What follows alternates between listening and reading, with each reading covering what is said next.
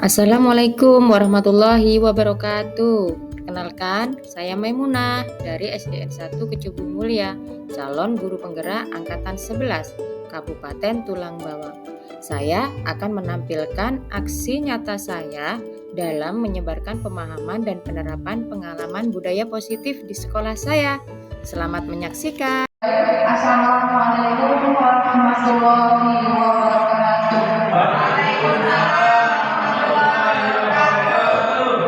Selamat siang, salam sejahtera untuk kita semua. Kepada yang terhormat Bapak Sapran selaku Kepala Sekolah SDN Kecubung Mulia, kepada yang terhormat Ibu Bapak Dewan Guru SDN Kecubung Mulia. Marilah kita panjatkan puja dan syukur atas kehadiran Allah Subhanahu wa Ta'ala, karena berkat rahmat serta hidayahnya hari ini kita masih bisa berkumpul di SDN Kecubung Mulia untuk melakukan kegiatan sosialisasi dari Ibu Maimunah.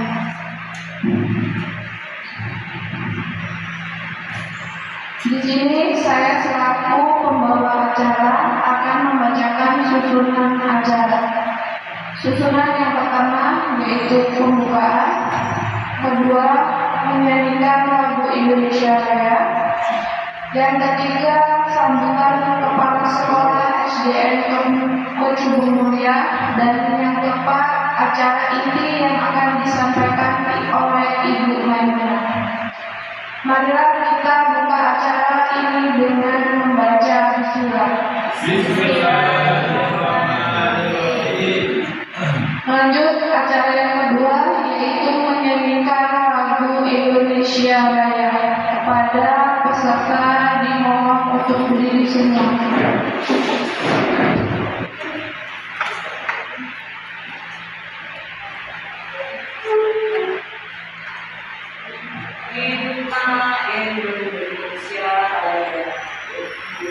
Indonesia tanah airku, kandung padaku. Di sanalah aku berdiri, jadi mandu ibuku. Indonesia kerbangsaanku, bangsa dan tanah airku. Marilah kita berseru, Indonesia bersatu. Hiduplah tanahku, hiduplah negeriku, bangsaku, rakyatku semuanya. Bangunlah jiwanya, bangunlah badannya untuk Indonesia Raya. Indonesia Raya, merdeka, merdeka, tanahku, negeriku yang kucinta. Indonesia Raya, merdeka, merdeka, hiduplah Indonesia Raya. Indonesia Raya, merdeka, merdeka, tanahku, negeriku yang kucinta. Indonesia Raya, merdeka, merdeka, hiduplah Indonesia Raya.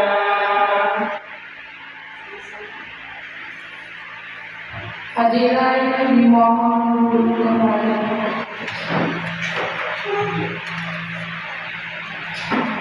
Acara yang ketiga yaitu sambutan dari Kepala Sekolah SDN Kecubung Mulia. Kepada Bapak Sapran dipersilakan. Assalamualaikum warahmatullahi wabarakatuh. Waalaikumsalam warahmatullahi wabarakatuh.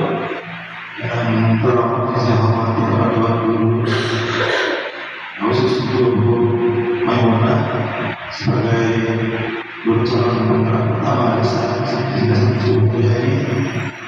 Yang saya hormati Kemudian selalu marilah kita berterima syukur kepada Tuhan Yang Maha Esa yang mana telah memberikan rahmat sebaik-baik kepada kita sehingga kita dapat melaksanakan kegiatan ini dalam keadaan sehat walafiat dan berkuasa terhukum.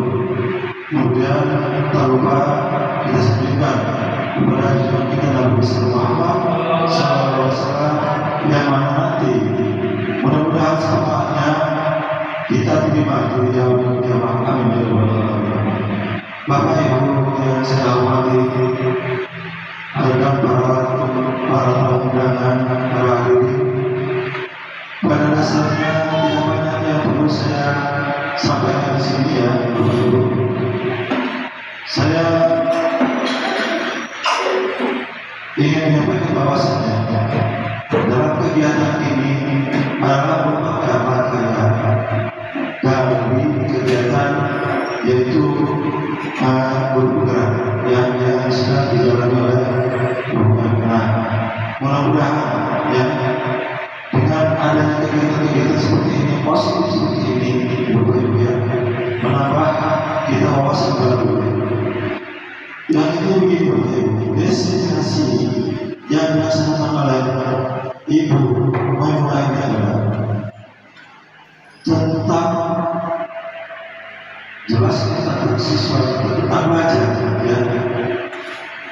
Ide atau gagasan yang baru ditemukan oleh Bu Maimunah, yang menurut Bu Maimunah ini bagus untuk diterapkan di sekolah kita, baik itu untuk siswa, untuk guru, ataupun untuk sekolah kita. Ini seperti itu. Acara seperti ini nanti akan terjadi 2 sampai 3 kali.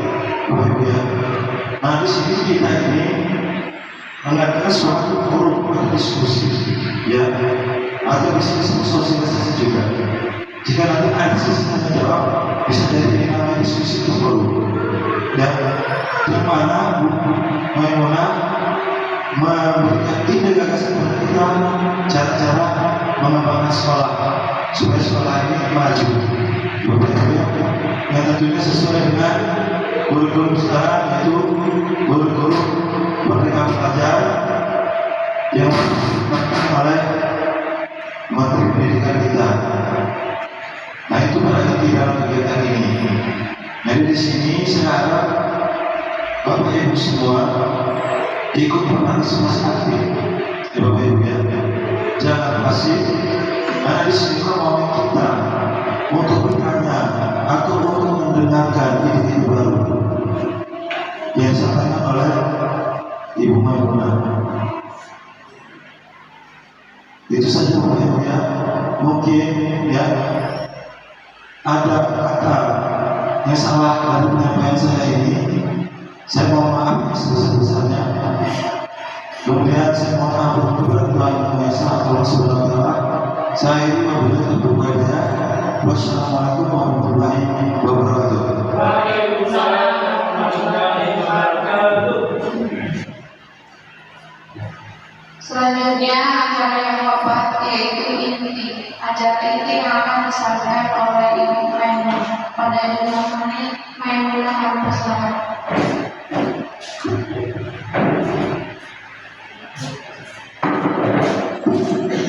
Assalamualaikum warahmatullahi wabarakatuh. Salam dan bahagia buat Bapak Guru kita. Tapi pun kepada yang terhormat Bapak Sapres selaku Kepala Sekolah IDN 1 Gedung Mulia, kepada Bapak Ibu Dewan Guru SDN 1 Gedung Mulia yang saya hormati. Pertama, marilah kita panjatkan bersyukur kepada Allah Subhanahu wa Ta'ala karena pada siang hari ini kita dapat berkumpul bertemu di ruangan di SD tercinta kita ini dalam acara saya diseminasi budaya positif guru penggerak angkatan 11. Yang kedua kalinya, sholawat serta salam marilah kita selalu haturkan kepada junjungan Nabi besar terpilih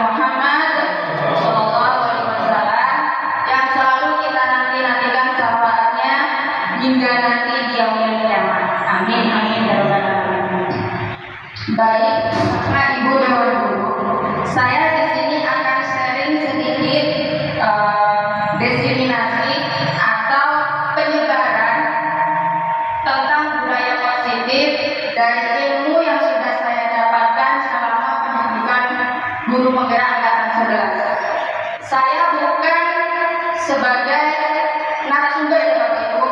Saya di sini hanya menyebarkan, melakukan diseminasi tentang apa yang sudah saya dapatkan di pendidikan guru penggerak. Di sini capaian umum diseminasi yaitu yang pertama, memahami konsep pendidikan menurut Ki Hajar Dewantara dihubungkan dengan konsep budaya dan lingkungan positif di sekolah yang berpihak kepada murid. Yang kedua, melakukan evaluasi dan refleksi tentang praktik disiplin dalam pendidikan Indonesia secara umum untuk mendapatkan pemahaman baru mengenai konsep disiplin positif untuk menciptakan murid dengan profil pelajar Pancasila. Dan yang keempat, memahami peran sebagai guru untuk membangun budaya positif dengan menerapkan konsep disiplin positif dalam berinteraksi dengan murid. Di situ capaian umum diseminasi saya hari ini. Lanjut Bapak. Selanjutnya, capaian khusus. Capaian khusus yang pertama yaitu mendemonstrasikan pemahaman CGP atau saya mengenai konsep budaya positif yang di dalamnya terdapat konsep perubahan paradigma stimulus, respon, dan teori kontrol, serta teori motivasi perilaku manusia, motivasi internal dan eksternal, keyakinan kelas, hukuman dan penghargaan, 5 kebutuhan dasar manusia, dan 5 posisi kontrol guru, dan segitiga restitusi. Yang kedua, menerapkan strategi disiplin positif yang memerdekakan murid untuk menciptakan ekosistem sekolah aman yang berpihak pada murid.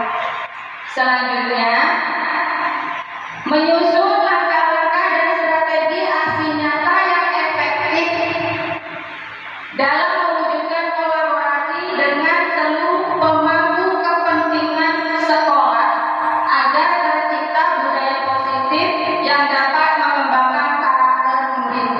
Yang terakhir, bersikap reflektif dan kritis terhadap budaya di sekolah dan senantiasa mengembangkan sesuai kebutuhan sosial murid. Itu capaian khusus diseminasi. Bapak Ibu, saya ada pertanyaan tematik. Menurut Bapak Ibu, apakah memberi hukuman untuk murid itu sudah tepat? Silakan siapa yang mau menjawab. Apabila anak terjadi permasalahan, terus kita memberi hukuman, apakah sudah tepat? Ya, silakan Pak. Silakan berdiri boleh. Baik. Menurut Bapak Ibu, apakah memberi hukuman untuk murid itu sudah tepat? Kalau pribadi atau pengalaman saya sendiri, hukuman ini banyak macamnya. Yang pasti yang pertama, sebelum hukuman, kami Dewan Guru, khususnya saya pribadi, ini memberikan peringatan terlebih dahulu atau memberikan teguran dengan harapan dengan teguran itu anak bisa berubah atau tidak mengulangi kesalahan. Ketika teguran atau peringatan itu tidak diindahkan oleh si anak, baru ada sanksi atau hukuman. Tujuan dari hukuman itu adalah membuat jelas anak dan yang lain tidak akan mengikuti kesalahan dari si anak tersebut. Jadi menurut saya hukuman diperlukan. Terima kasih. Tepuk tangan untuk Bapak Hasan. Terima kasih Bapak atas partisipasinya. Ini nanti akan kita ketahui setelah saya memaparkan tentang budaya positif. Budaya positif. Apa sih itu budaya positif?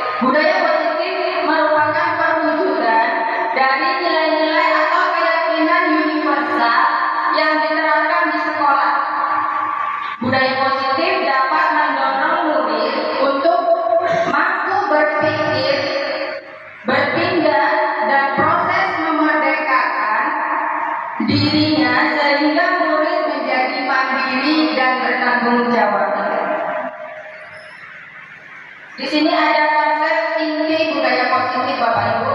Yang pertama, disiplin positif dan nilai-nilai kebajikan. Yang kedua, teori motivasi, hukuman dan penghargaan. Yang ketiga, keyakinan kelas. Yang keempat, 5 kebutuhan dasar manusia. Yang kelima, 5 posisi kontrol. Dan yang keenam, segitiga restitusi. Sebelum melangkah ke sana, kita belajar tentang pembelajaran dengan paradigma baru tentang profil pelajar Pancasila.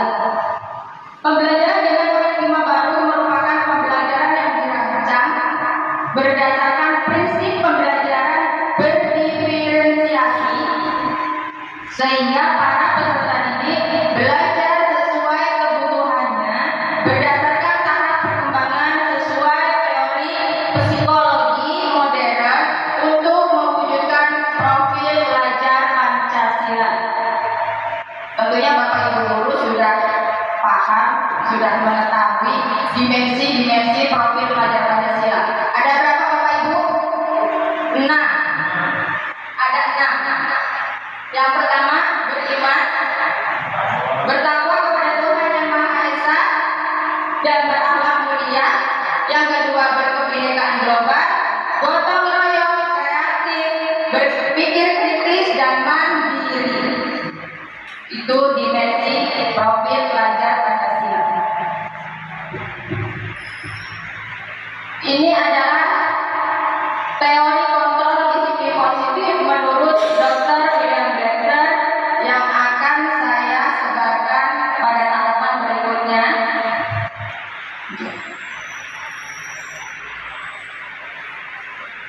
Apa makna nilai-nilai kebajikan universal?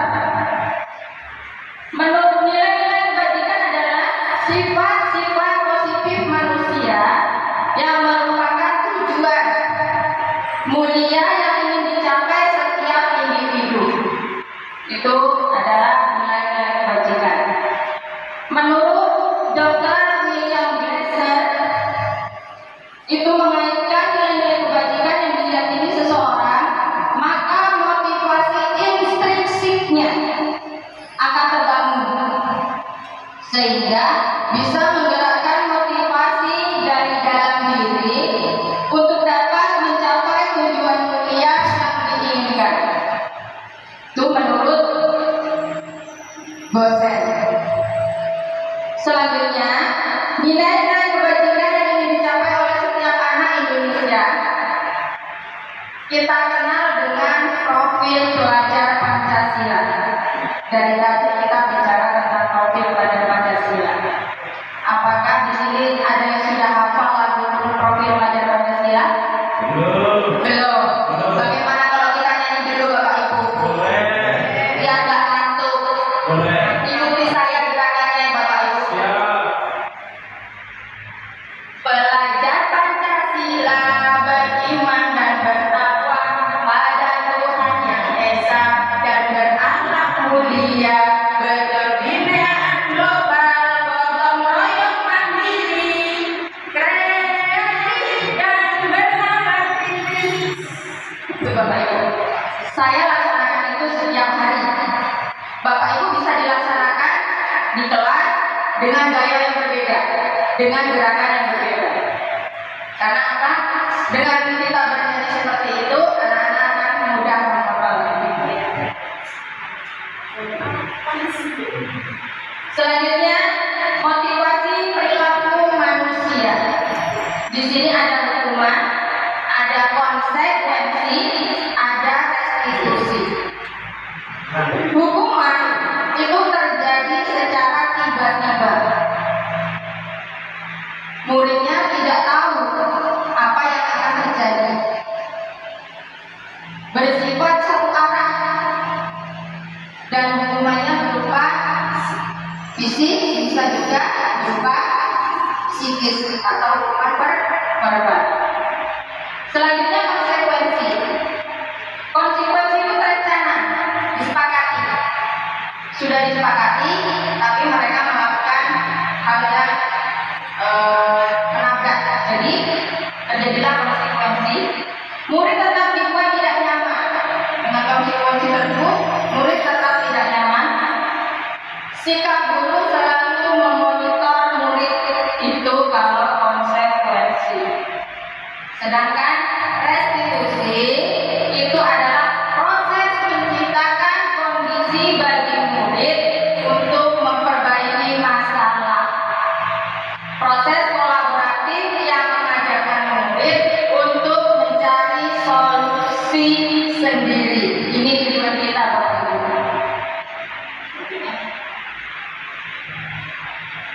Nah, ini nilai-nilai kebajikannya.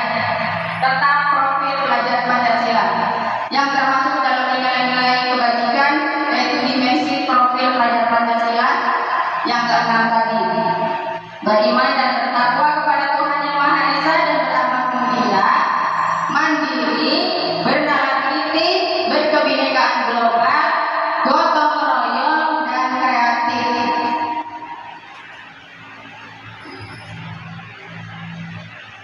Yang pertama, disiplin positif.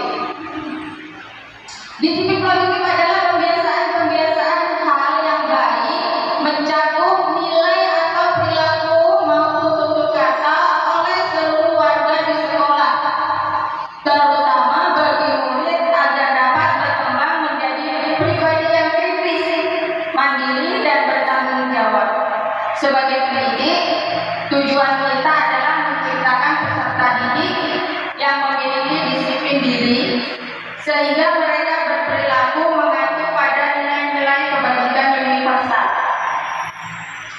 Nilai-nilainya tadi profil belajar Pancasila dan memiliki motivasi dari dalam diri, bukan dari luar diri, menuju perubahan perilaku ke arah yang lebih baik. Itu tujuan kita. Apa sih makna disiplin? Disiplin itu berasal dari bahasa Latin. Disiplina artinya belajar.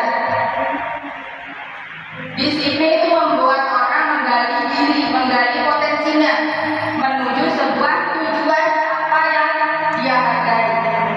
Tapi kita perhatikan sekarang dalam budaya kita, disiplin itu telah berubah menjadi sesuatu yang dilakukan seseorang kepada orang lain untuk mendapatkan kepatuhan. Kecenderungan umumnya adalah menghubungkan kata disiplin dengan ketidaknyamanan. Dengan mereka menerapkan disiplin, mereka menjadi tidak nyaman. Bukan dengan apa yang kita hargai untuk mencapai tujuan yang mulia. Disiplin diri itu bisa kita terapkan pada diri kita dulu, Bapak Ibu. Kalau kita sudah menerapkan, insya Allah murid-murid kita juga akan ikut melaksanakan. Tapi andaikan kita saja guru belum disiplin, kemungkinan murid-murid kita akan seperti itu. Jadi sebenarnya kita tidak bisa menyalahkan mereka. Kenapa? Kita saja tidak bisa dicontoh, begitu. Contoh yang disiplin positif yang seharusnya atau yang baik lah dalam kegiatan kita di sekolah.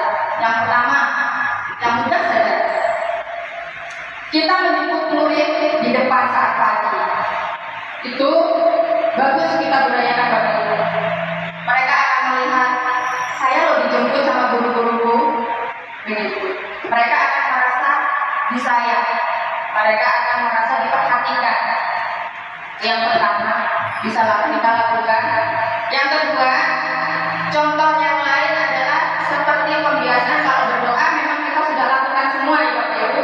Di kelas sudah kita lakukan semua sebelum dan sudah pelajaran kita sudah lakukan semua. Sebelum pembelajaran kita bisa melakukan dengan membiasakan pembacaan surat pendek. Jangan cari yang panjang-panjang, cukup yang pendek saja. Kenapa? Karena dengan begitu mereka akan terbiasa. Itu bisa mereka praktekkan dalam sholat mereka. Kita bisa membantu mereka yang belum hafal. Nah, di situ nanti kita targetkan, kita temukan capaiannya tiap minggu, tiap bulan.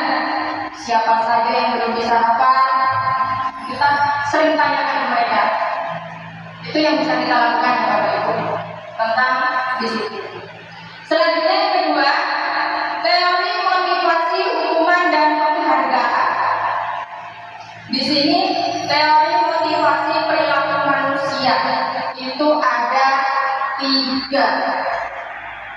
Yang pertama, untuk menghindari ketidaknyamanan, itu termasuk motivasi eksternal, itu masih berasal dari luar diri kita. Yang kedua, untuk mendapat imbalan, kita melakukan disiplin itu untuk mendapatkan imbalan, itu termasuk motivasi eksternal. Kalau bisa kita hindari Bapak Ibu. Untuk yang pertama dan kedua itu termasuk motivasi eksternal. Kita datang pagi takut ketahuan kepala sekolah, atau kita datang pagi karena takut karena ingin mendapatkan imbalan, karena sudah dijanjikan tuh dalam sekolah misalnya yang dapat pagi, yang berangkat pagi sendiri akan mendapat sesuatu mungkin. Kita hindari Bapak Ibu untuk yang kedua ini, dan kita mulai laksanakan ini teori motivasi internal, itu tujuan disiplin positif. Itu berasal dari diri kita Bapak Ibu. Apapun yang terjadi saya harus berangkat pagi. Tidak peduli kepala sekolah berangkat atau tidak, tidak peduli dapat imbalan atau tidak, dibayar atau tidak, kita tetap berangkat pagi. Misal siapa yang berangkat pagi nanti dapat uang. Kita jangan bicara seperti itu. Kita dapat uang aja, nggak usah mengharap uang. Tujuan kita apa? Kalau kita sudah menerapkan seperti itu, berarti itu sudah dari dalam diri kita Bapak Ibu. Bahasanya ikhlas. Nah, di sini ada perbedaan hukuman dan konsekuensi. Tadi tentang yang pertama pertanyaan normatif ya. Kalau hukuman itu sesuatu yang menyakitkan harus terjadi, karena anak tidak tahu kita beri hukuman saja. Selanjutnya, mendorong anak menyakiti diri sendiri,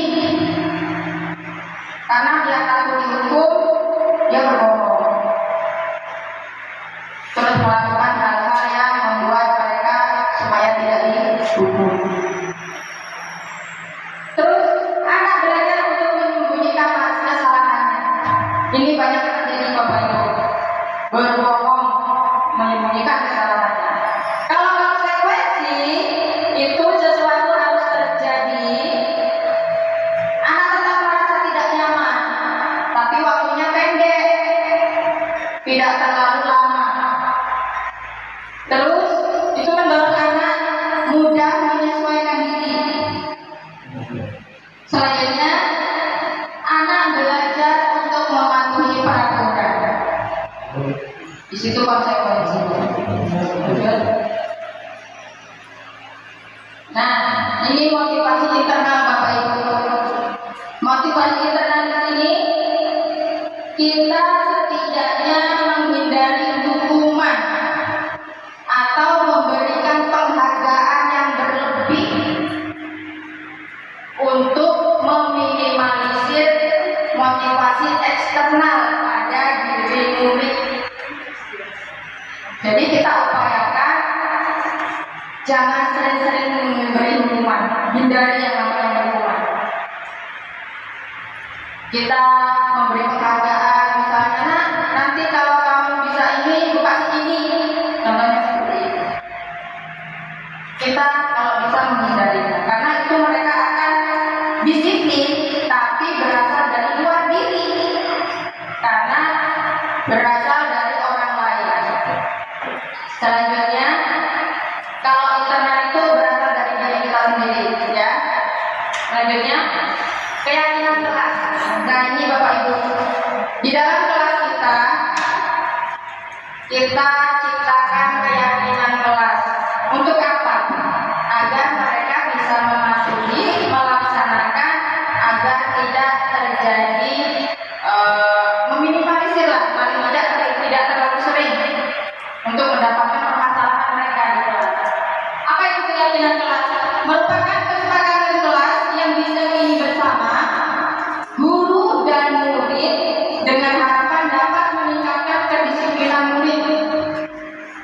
Keyakinan kelas berupa pernyataan universal, dibuat dalam bentuk positif dan bersifat abstrak. Keyakinan kelas sebenarnya tidak terlalu banyak. Beda dengan peraturan kelas. Kalau peraturan kelas, tapi kalau keyakinan kelas cukup beberapa saja, cukup beberapa poin, tapi sudah mencakup beberapa peraturan kelas. Dan semua warga kelas itu harus ikut serta dalam membuat keyakinan kelas. Jadi keyakinan kelas ini Bapak Ibu bukan kita yang buat, bukan kita yang buat ya, tapi kita buat bersama-sama dengan murid. Pertama, biasanya kita lakukan saat kita ajaran baru. Ajaran baru kita menemui anak-anak baru, kelas baru. Nah di situ kita ciptakan keyakinan kelas. Kasih mereka screenshot, suruh menulis peraturan kelas apa yang dia inginkan. Kalau sudah kumpul semua, kalau sudah mereka dari 20 anak tulis semua, baru nanti kita yang memilih disesuaikan dan mereka mencatat lagi di situ. Dari setiap anak 20 itu bisa hanya terjadi 5 keyakinan kelas. Jadi keyakinan kelas itu dari peraturan kelas yang kita sepakati bersama, yang kita yakini bersama, terjadilah keyakinan kelas. Bapak Ibu di kelas sudah ada apa belum? Belum. Mulai besok diterapkan ya Bapak Ibu, supaya kelas kita ada keyakinan kelas tersendiri. Saya dulu memang sudah menerapkan, tapi namanya peraturan kelas, karena saya memang dulu belum tahu dan belum paham. Sekarang alhamdulillah setelah pendidikan tahun kemarin saya sudah buat keyakinan kelas, sudah saya tempel di dinding di kelas saya. Tidak banyak di situ, hanya 6. Salah satunya menghormati dan menyayangi antar kelas. Itu banyak sekali butir-butirnya. Anak-anak sudah tahu. Karena apa? Mereka yang membuat. Kita buat bersama mereka. Selanjutnya, kita sering mengenal kata merdeka dalam belajar, ya. Menurut Ki Hajar Dewantara, merdeka itu artinya tidak hanya terlepas dari perintah, akan tetapi juga cakap buat memerintah diri sendiri. Dalam pembelajaran kita selalu terjadi pembelajaran yang berpusat pada guru. Saya pun begitu. Tapi mari kita belajar pelan-pelan, kita ciptakan pembelajaran yang berpusat pada murid. Bu, apa pembelajaran yang berpusat pada murid itu? Murid yang membimbing kita, bukan. Kita di situ ciptakan pembelajaran yang menyenangkan, yang membuat murid bisa memilih apa pembelajaran hari ini yang mereka bisa pilih. Contohnya itu nanti dalam pembelajaran berdiferensiasi. Di modul 2.1 nanti itu ada tentang pembelajaran berdiferensiasi. Misal ada dalam satu bab ada beberapa modul, dalam satu modul ada beberapa bab atau subbab. Nah itu anak-anak bisa milih. Nah, kamu mau pilih yang mana dulu? Silakan. Itu namanya pembelajaran berdiferensiasi. Tapi itu nanti Bapak Ibu di pembelajaran sekarang ini modul 2.1. Nah ini peraturan, perbedaan peraturan dan keyakinan kelas. Kalau peraturan kelas, contohnya selalu mengembalikan buku ke tempatnya, dilarang mengganggu orang lain, hadir di sekolah 15 menit sebelum pembelajaran dimulai, dilarang melakukan kekerasan. Lihat di sini ada bahasa-bahasa dilarang. Kalau di dalam keyakinan kelas itu bahasanya lebih halus Bapak Ibu. Seperti tanggung jawab. Itu kan sudah termasuk ya ini. Ya tidak Bapak Ibu.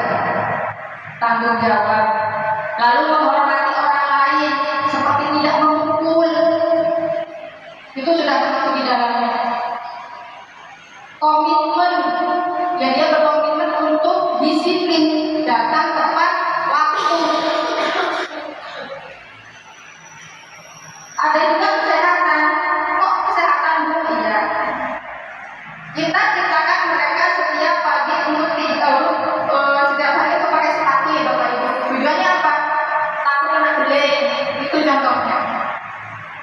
Itu udah bisa termasuk ke keselamatan, bisa juga ke kesehatan. Menghormati orang lain, bersabar. Terus keselamatan dan keamanan juga di situ termasuk. Jadi bahasanya lebih halus dan lebih dominan di situ. Itu perbedaan keyakinan kelas dan peraturan kelas. Mengapa sih tidak peraturan saja? Kan kita mudah ya kalau peraturan saja, dari anak buat langsung tempel namanya peraturan. Kenapa harus keyakinan kelas? Karena untuk mendukung motivasi intensifnya siswa. Kita melakukan keyakinan kelas, menciptakan keyakinan kelas, tujuannya ini kembali kepada nilai-nilai keyakinan untuk menciptakan motivasi intrinsiknya. Ngantuk ya Bapak Ibu? Ngantuk ya? Kalau ice breaking dulu gimana? Ice breaking dulu gimana? Ikuti saya ya. Coba kita berdiri semua. Biar lebih semangat Bapak Ibu. Masih semangat?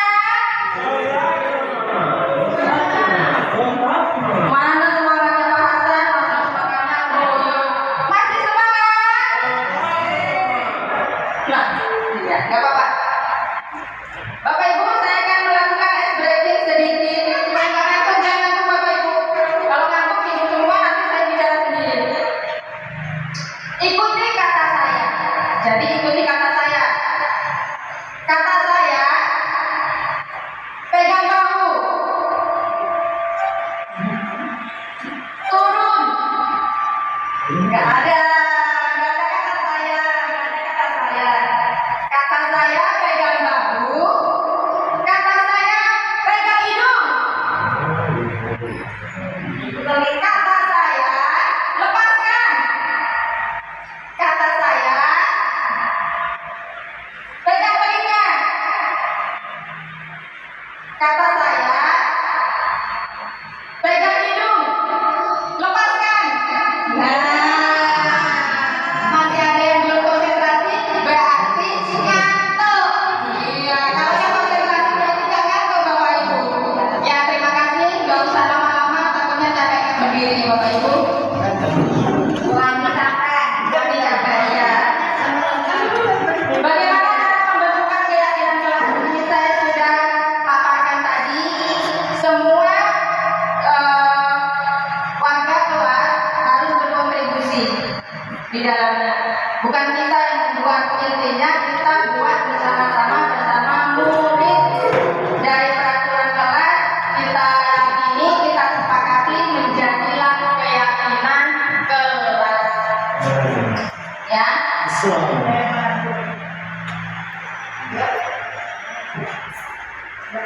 Nah, ini Bapak Ibu,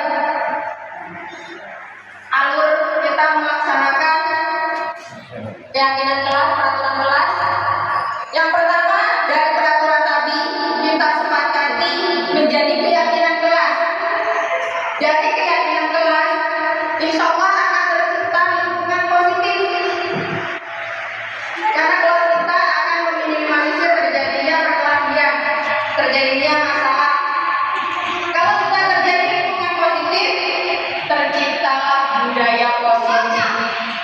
Bapak Ibu, tujuan kita itu. Makanya penting kita ciptakan yang namanya keyakinan kelas.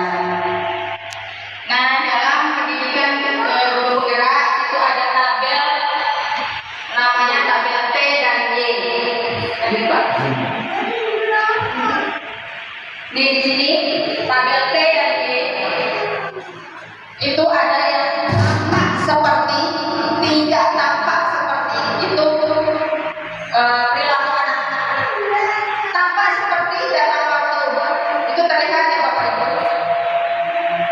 Tidak tampak seperti itu sering hadir terlambat. Itu contohnya saja. Menyapa teman dan guru. Menyapa teman dan guru setiap hari itu tampak tidak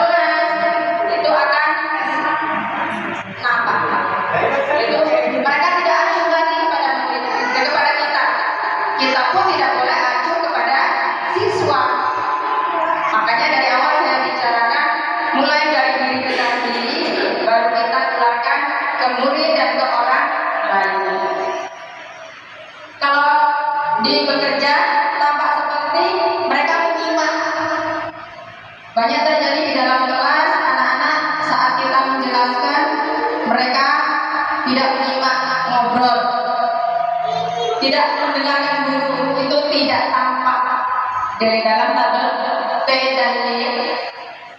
Ini tabelnya Bapak Ibu, seperti itu. Yang keempat, kebutuhan dasar manusia. Apa itu kebutuhan dasar manusia?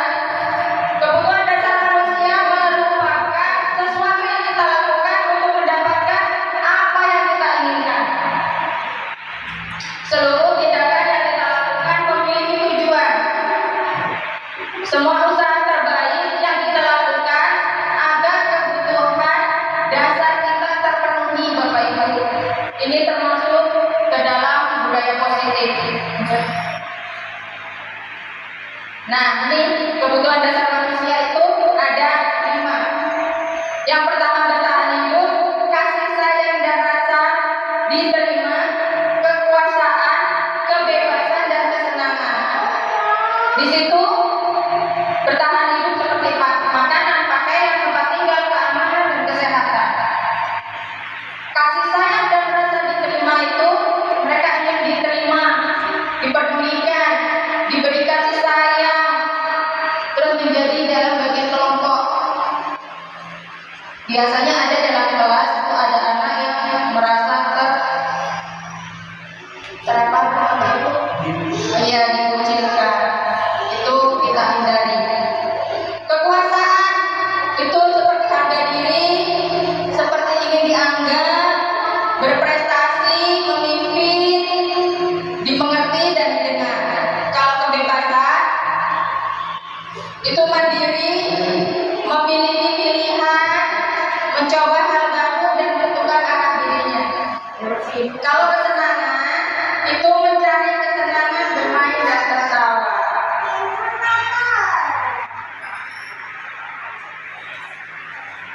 Lanjut. Yang kelima, posisi kontrol guru. Di sini posisi kita, Bapak Ibu. Sekarang bagian kita. Posisi kontrol guru. Jangan salah sebut ya Bapak Ibu, takut saya kalau salah. Yang pertama, penghukum. Yang kedua, pembuat merasa bersalah. Yang ketiga, teman. Yang keempat, pemantau. Yang kelima, manajer. Saya akan paparkan selanjutnya. Nah, ini Bapak Ibu, agar kita tahu seperti apa kita melakukan hal kepada murid kita. Yang pertama, sebagai penghukum, pembuat orang bersalah itu masih identitas gagal, Bapak Ibu. Kita hindari ini. Penghukum dan membuat orang merasa bersalah, kalau bisa ya memang harus kita hindari, Bapak Ibu. Karena dalam pendidikan dan dalam harus dihindari. Kita hindari. Karena itu termasuk identitas gagal, Bapak Ibu. Ya, itu kontrol dari luar, seperti ekstensi. Contoh guru berbuat itu menghardik, hindari ya Bapak Ibu, menghardik anak. Terus menunjuk-nunjuk, itu termasuk hukuman, Bapak Ibu. Menunjuk-menunjuk, terus menyakiti, menyindir, Bapak Ibu, ini termasuk ke hukum. Hindari ya Bapak Ibu, hindari. Terus yang kedua, guru berceramah dan mengatakan gini, misalnya, seharusnya kamu seperti ini, begitu. Terus ada lagi, ibu kecewa sama kamu, misalnya seperti itu. Itu membuat orang merasa bersalah. Kalau bisa kita hindari ya Bapak Ibu. Selanjutnya, guru berkata, ini kata-kata kita, misalkan, kalau kamu tidak melakukannya, awas ya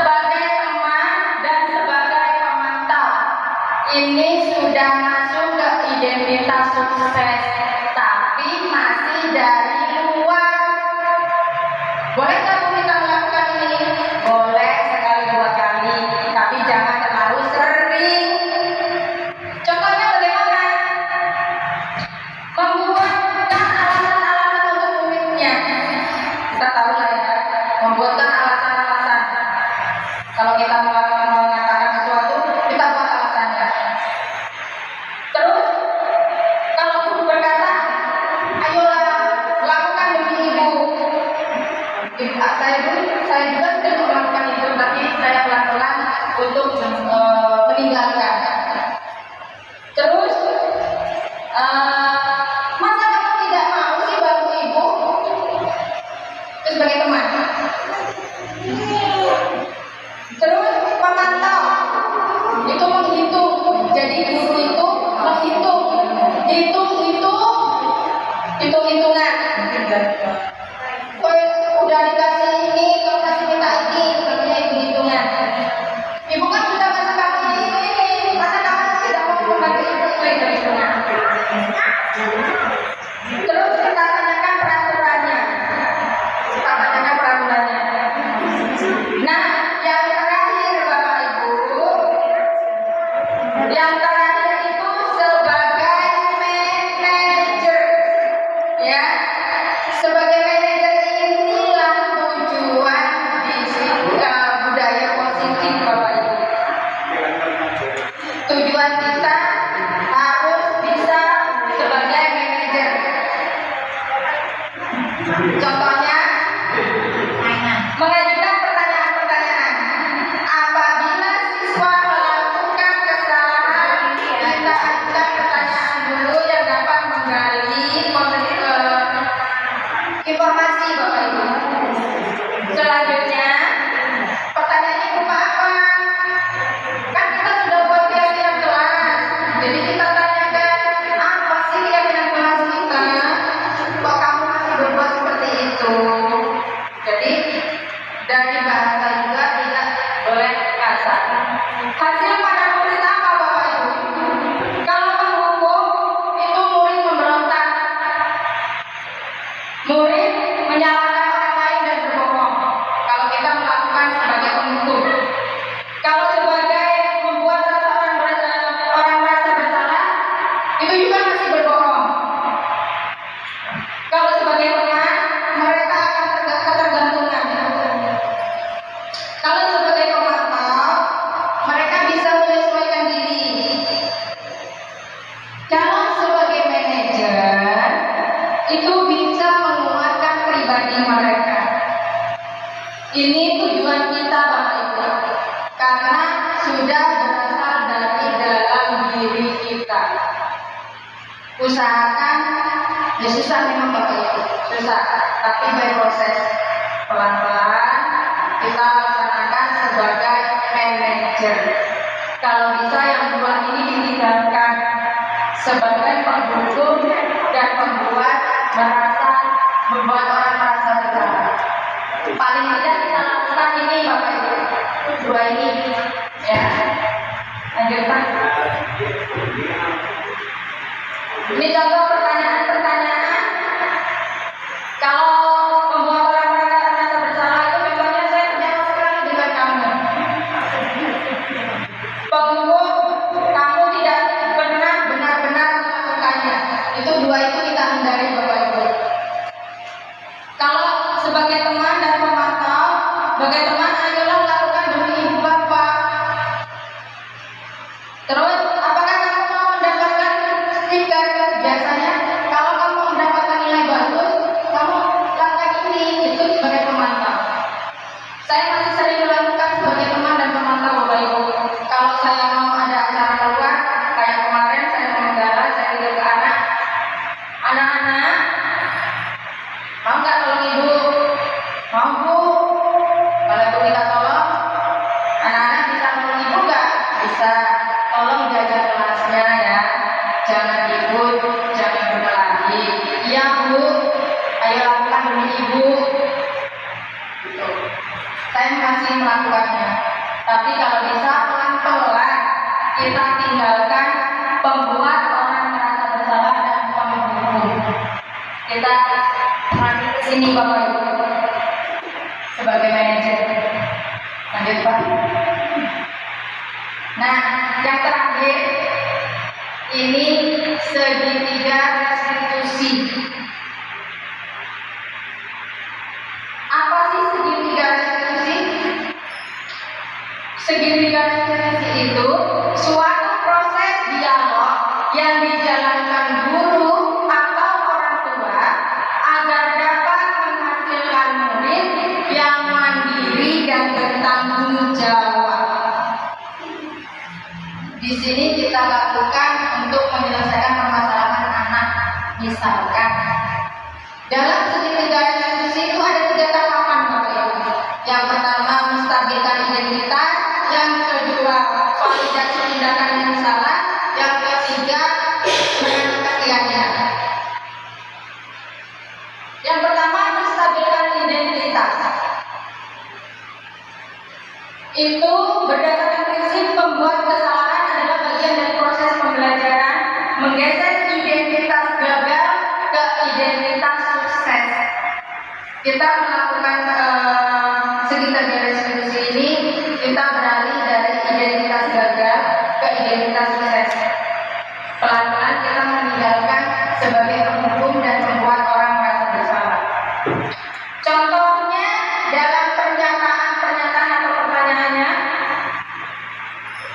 berbuat salah itu wajar, Nak, tapi Ibu harap terus lanjutnya. Tidak ada manusia yang sempurna. Kita ucapkan seperti itu pada anak. Ya, bisa kelas 1, bisa kelas 6 ya. Semua kelas ya. Terus, Ibu Bapak juga pernah kok melakukan seperti itu. Ibu tahu itu termasuk ke dalam menstabilkan identitas. Dan selanjutnya, kamu berhak merasa begitu. Itu adalah tahapan yang pertama dari proses penyelesaian masalah tersebut. Tahapan yang kedua yaitu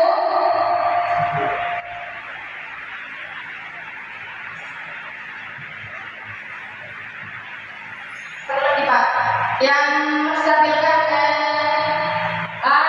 validasi tindakan yang salah. Yang kedua adalah validasi tindakan yang salah. Berdasarkan prinsip setiap perilaku berusaha memenuhi suatu kebutuhan tertentu. Ini tahapan yang kedua. Setelah kita menanyakan tadi yang pertama, kita ke validasi tindakan yang salah. Pertanyaannya apa? Pernyataan dan pertanyaannya sebenarnya seperti itu. Pasti kamu punya alasan mengapa kamu melakukan itu. Pasti dia akan menjawab, ya Bu, karena saya begini. Terus, padahal kamu bisa melakukan hal yang lebih baru daripada itu. Mereka pasti akan menjawab. Terus selanjutnya, kamu melakukannya karena mempertahankan sesuatu yang penting bagimu ya. Pasti mereka akan menjawab, ya Bu, atau apa. Itu tahapan yang kedua. Yang ketiga yaitu menanyakan keyakinan.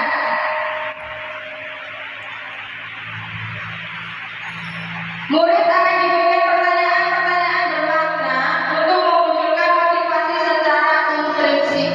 Dengan kita melakukan segitiga restitusi, kita akan tujuannya memunculkan Bapak Ibu motivasi intrinsik pada anak. Contohnya apa pertanyaannya? Kita kan sudah buat keyakinan kelas. Pasti di situ ada pertanyaannya. Apa keyakinan kelas kita? Mereka akan ingat. Karena kalau keyakinan kelas itu tidak banyak, mereka mudah mengingatnya. Terus nilai-nilai apa yang kita kamu sepakati atau kita sepakati? Lalu kamu ingin menjadi anak seperti apa? Jadi kita menanyakan seperti itu kepada anak. Contohnya Bapak Ibu, saya kemarin sudah melaksanakan praktik segitiga restitusi terhadap anak didik saya.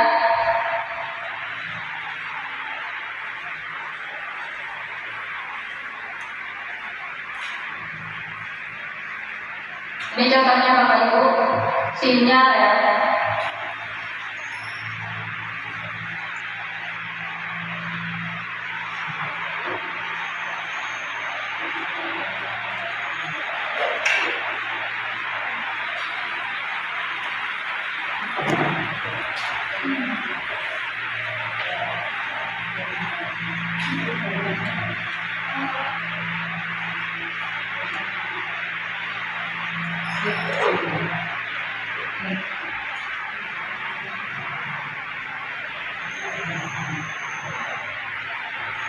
Jadi segitiga restitusi ini adalah proses menyelesaikan masalah dengan tahapan-tahapan yang sudah ada di dalamnya. Kita menyelesaikan masalah anak itu dengan tahapan by proses yang lembut, tidak menghadik Bapak Ibu, tidak membentak dan tidak menghukum. Kita tanyakan prosesnya, kita tanyakan masalahnya, terus kita tanyakan kepada mereka solusinya apa. Di situ ada solusinya, ada kita tanyakan. Terus kalau sudah seperti ini, apa yang akan kamu lakukan? Gitu. Mereka pasti akan bisa menjawab Bapak Ibu.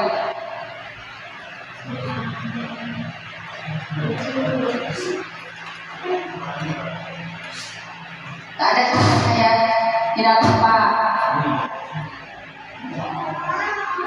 Ini contohnya karena kendala sinyal tidak bisa diputar Bapak Ibu.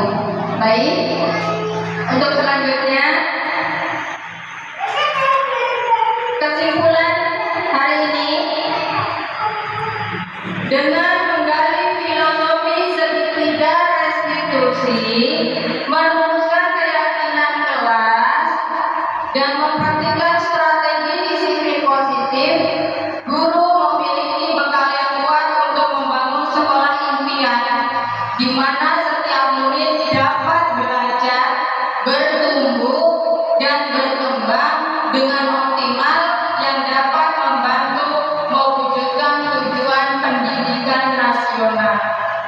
Bapak Ibu, salah satu tujuan saya melaksanakan diseminasi atau penyebaran budaya positif hari ini adalah agar kita semua di sekolah ini bisa melaksanakan budaya positif yang di dalamnya termasuk keyakinan kelas dan kedisiplinan atau disiplin positif. Kita bisa melaksanakan dan mempraktikkan itu Bapak Ibu. Salah satunya disiplin positif, keyakinan kelas dan segitiga restitusi. 5. Posisi kontrol kita sebagai guru, kita harus bisa memperbaikinya Bapak Ibu. Sampai di sini. Setelah ini saya akan meminta Bapak Ibu Dewan Guru semua untuk memberikan umpan balik atau refleksi terhadap apa yang saya sampaikan dari awal hingga akhir Bapak Ibu. Bersedia Bapak Ibu? Baik, saya menyampaikan ini bukan sebagai pemberi materi ataupun mengajarkan Bapak Ibu, bukan. Tapi saya sharing tentang ilmu yang saya dapat di dalam pendidikan guru penggerak. Dan mudah-mudahan kita semua dapat berkolaborasi, bekerja sama untuk memajukan sekolah kita Bapak Ibu dengan melakukan budaya positif tersebut salah satunya. Baik Bapak Ibu, saya beri kenal. Bapak Ibu bisa tuliskan di sini. Setelah selesai nanti ditempel di sini, boleh Bapak Ibu? Ya. Baik, silakan ambil satu-satu, silakan ditulis nanti saya membaca. Saya tunggu Bapak Ibu. Silakan.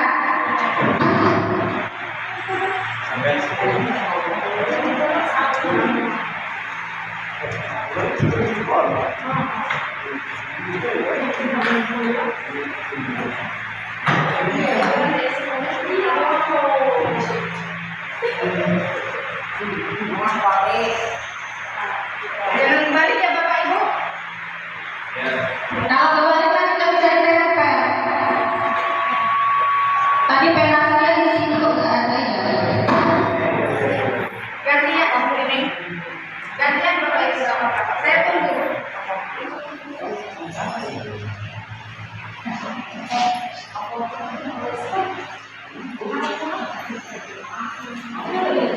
Bapak Ibu, untuk umpan balik atau refleksi ini adalah cara kita memberikan motivasi atau dorongan kepada orang lain. Contohnya saat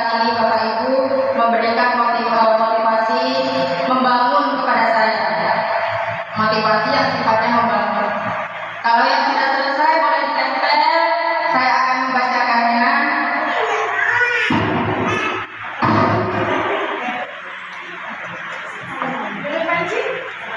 Sabar, nanti aja.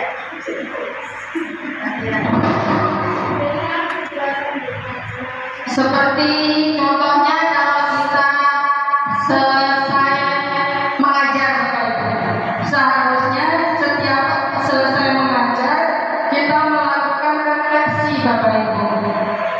Misal dalam memberikan matematika masih banyak anak yang belum paham, kita refleksi diri. Di mana ya kesalahan saya, di mana ya kekurangan saya, gitu. Jadi biasakan untuk merefleksikan diri. Sekarang saatnya Bapak Ibu memberikan umpan balik kepada saya tentang apa yang sudah saya laksanakan dari awal hingga akhir.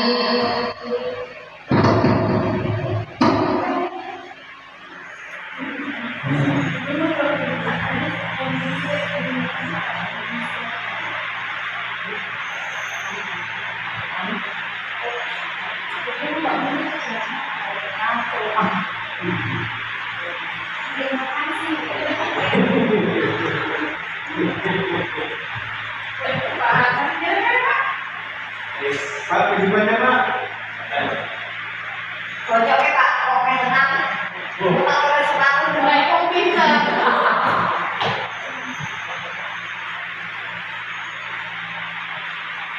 Yang dibaca dulu. Enggak. Oh, jadi Nanti bacanya nanti. Kalau sekarang Bapak nyontek nanti.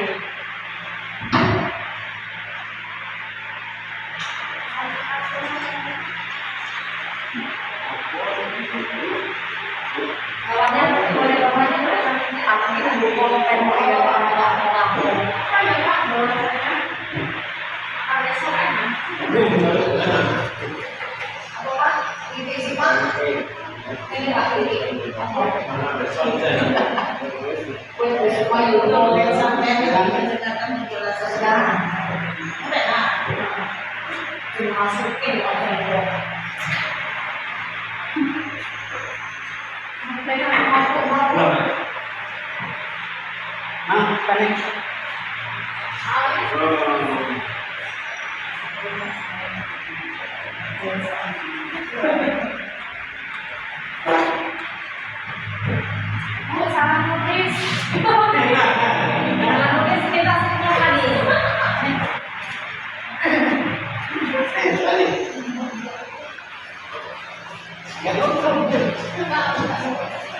Kenapa Bu Desi?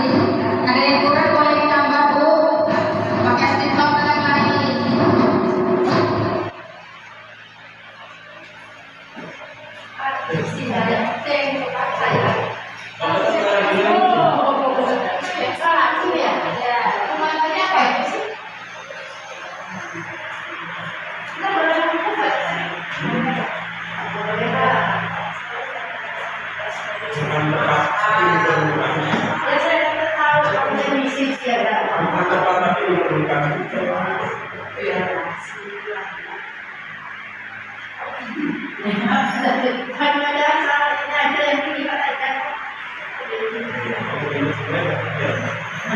Jangan dituliskan semua Bapak Ibu. Saya juga bacanya nanti jadi 3 jam.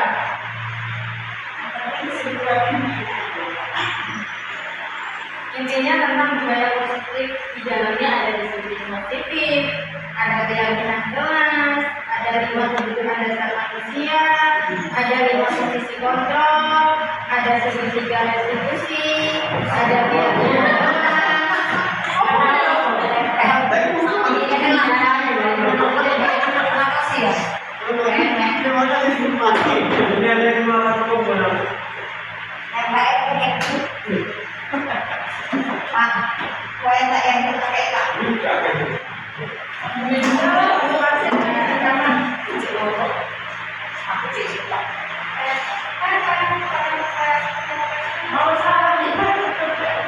Makasih Bu Nur. Jadi nanti aku nggak ngerti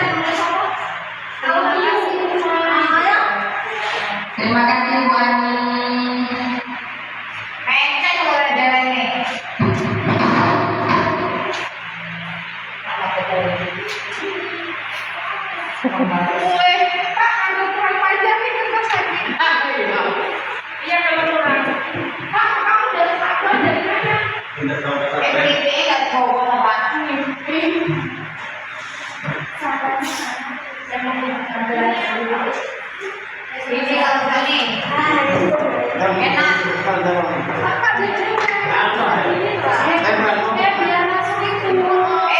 juga kita pakai. Ini masuk di YouTube loh Bapak. Nanti saya upload di YouTube. Aksi nyata itu saya upload di YouTube loh. Baik, sudah selesai Bapak Ibu. Terima kasih umpan baliknya saya bacakan. Ada yang jatuh Bu. Terima kasih lumayan. Yang pertama, pentingnya menerapkan budaya positif baik di kelas dan lingkungan sekolah, dimulai dari pribadi atau diri sendiri. Ini salah satu yang saya tangkap dari penjelasan Bu Maimunah. Itu dari Bapak Hasan ya. Yang kedua dari Pak Mardino. Saya paham tulisannya Bapak. Terima kasih Bu Maimunah. Dengan adanya penjelasan, saya sedikit mengetahui tahu apa Pak. Di sini positif ya Pak ya, budaya positif ya Pak ya. Selanjutnya, ini dari Bu Eni kalau tidak salah. Terima kasih Bu Maimunah atas penjelasannya dan ilmu barunya. Sama-sama Ibu. Selanjutnya dari Bu Sukma.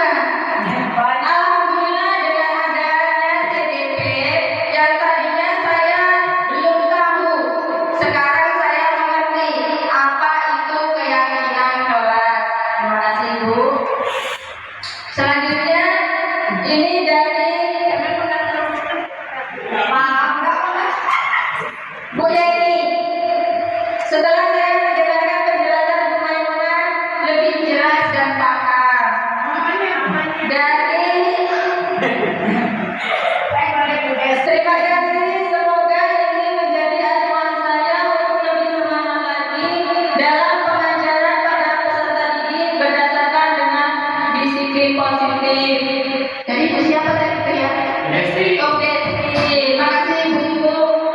Dengan penjelasan Ibu, saya paham bahwa saya hukuman untuk anak bermacam-macam dan tidak semua hukuman itu baik untuk siswa. Itu dari Bu Ani. Selanjutnya yang terakhir, setelah saya mendengar penjelasan dari Bu Maimunah, CGP, saya bisa memahami, mengerti, dan insya Allah saya terapkan di kelas sama murid. Baik, terima kasih Bapak Ibu untuk umpan baliknya. Ini membantu sekali buat saya dan sekali lagi tujuan saya mengajarkan diseminasi ini penyebaran budaya positif.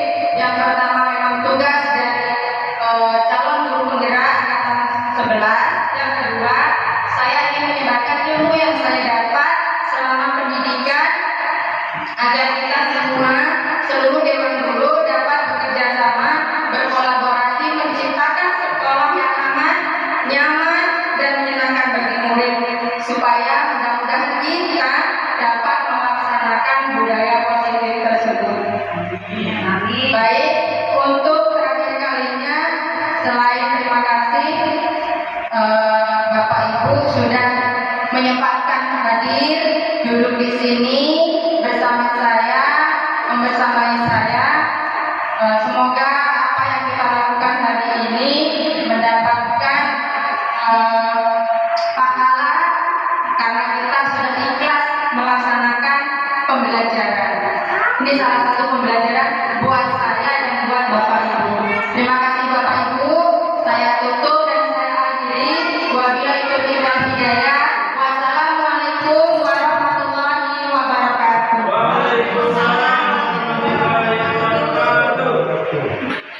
Salam guru penggerak, tergerak, bergerak, menggerakkan. Ayo Bapak Ibu yang belum mengikuti guru penggerak, ayo mendaftarkan diri di angkatan 12. Kita belajar bersama-sama di sana.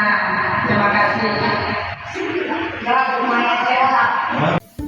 Terima kasih. Salam guru penggerak, tergerak, bergerak, menggerakkan. Wassalamualaikum warahmatullahi wabarakatuh.